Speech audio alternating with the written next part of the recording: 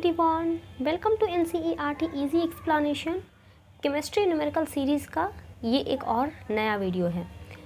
इसमें है सबसे पहला क्वेश्चन कि हमको मोललिटी निकालना है एक सॉल्यूशन का, और शुगर और वाटर का सॉल्यूशन है, उसका हमको मोललिटी फाइंड आउट करना है। तो देखो बच्चों, मोललिटी का फॉर्मूला आपको अच्छे से पता है कि मोललिटी जो होता है वो मोल्स ऑफ सॉल्यूट का जो मोल है और मास ऑफ द सॉल्वेंट, ये आपको ख्याल रखना होगा कि सॉल्वेंट का मास जो है वो केजी में होना चाहिए। ठीक है, यही हमारा मोललिटी का बेसिक फार्मूला है।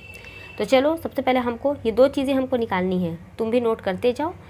देखो, जो मोल्स है सॉल्यूट का, सॉल्यूट हमारा क्या है, शुगर है, तो शुगर का देखो मोल कैसे निकालेंगे कि किसी भी सबस्टांस का मोल निकालने का फॉर्मूला होता है कि the given mass divided molecular mass. तो शुगर का मॉलिक्यूलर मास कितना हो जाएगा, 345 ग्राम। ये तो चूँकि दोनों, ये भी ग्राम में है ये भी ग्राम में है, तो कट जाएगा, कटेगा तो कितना मोल बनेगा, 0.1, यही इसका मोल है। ठीक है, 0.1 इसका मोल हो जाएगा।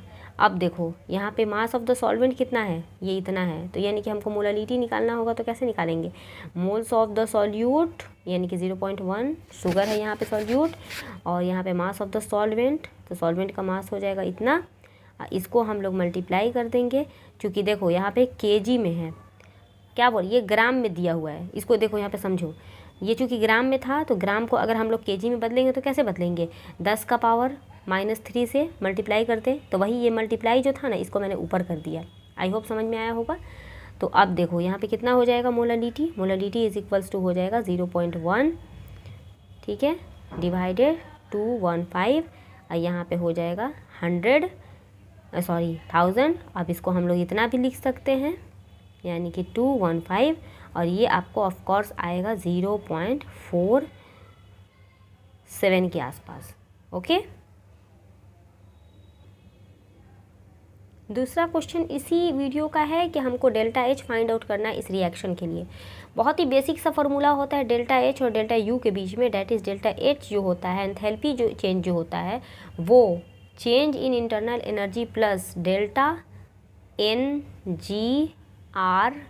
ठीक है, ये बेसिक फार्मूला है, आपको याद रखना पड़ेगा। ये थर्मोडायनेमिक्स का क्वेश्चन है। डेल्टा एच आपको निकालना है, डेल्टा यू आपको दिया रहेगा। फॉर एग्जांपल मान लीजिए डेल्टा एच यू जो है वो x है, ठीक है, प्लस में डेल्टा NG क्या है, डेल्टा NG जो होता है बच्चों, वो इस रिएक्शन में जो भी गैसियस एलिमेंट्स होंगे, जो भी गैसियस कंपोनेंट होंगे, उसके मोल का चेंज कैसे निकालते हैं।